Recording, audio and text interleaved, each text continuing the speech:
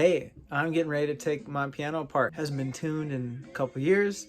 We've been moving around and the action is just a mile out in terms of timing and regulation. I'm gonna do a little bit of a shaping of the hammers and voicing as well, so this will be fun. First thing we're gonna do is pull the action out. There's these brackets here, and oftentimes you can even, sometimes by hand, just take these off. You take all three off and it'll feel like you can pull it out. And sometimes you can get it out, but then you start pulling up on it and you feel like you're taking the piano with you. That's because the pedals are still attached. So make sure that you've got all those rods unhooked and unlinked. I know this piano doesn't have any rods that are going to be screwed in it at the top. And even if they're not, it's a good idea to pull them out. I'm going to let gravity help me get those pedals out. Here we go.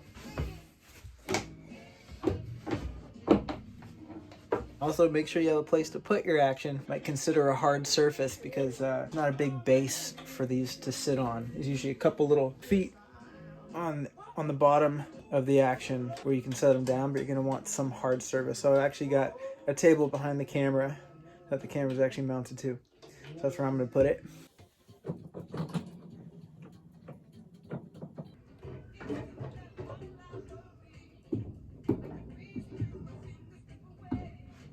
We're out.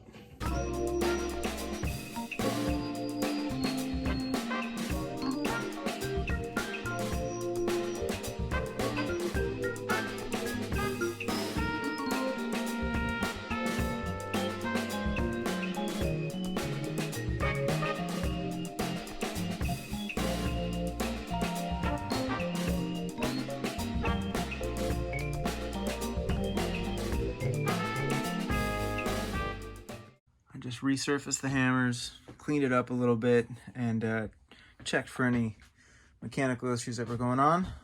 It's in pretty good shape. We're gonna put the action back in the piano, so I showed you how to take it out. Might as well show you how to put it back in. And remember, there's 3 of these feet that have to get located. So what I'll do is I'll tilt the action back till I feel like I've got a nice solid mount with those, and then I'll carefully tilt it forward, being very careful of the dampers. They come particularly close to this. If you're not paying attention, you can rip a damper head off. Ask me how I know.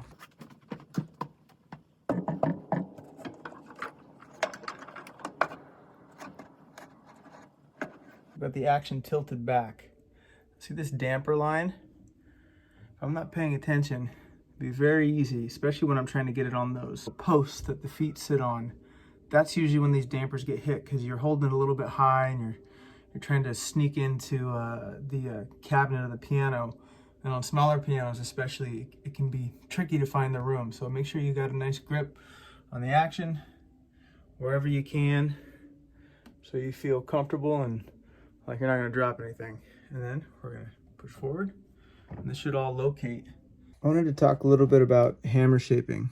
What I wanna show you is that you can see that there's some of these are farther forward or farther back. Those 2 are back, this one's farther forward. So there's a good example. This tail is further back than this tail. And the front of this hammer is further back than this hammer. That's not something we can fix after the hammers have been glued onto the hammer shanks here.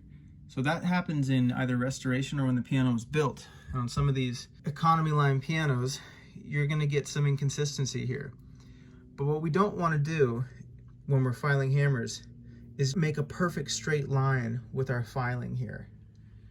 Because what's gonna happen is we're gonna end up taking more felt off of certain hammers than others to accomplish that nice clean line. And what we might end up doing is getting close to this hammer core here. And that's wood. That's what's giving the hammer strength when it hits the string. And also, you know, we need a certain amount of tone and tension up here in the crown. So we don't want to file that back unnecessarily to accomplish aesthetic goal. These ones are much more dramatic and you can really see how the tail dips here, especially this one.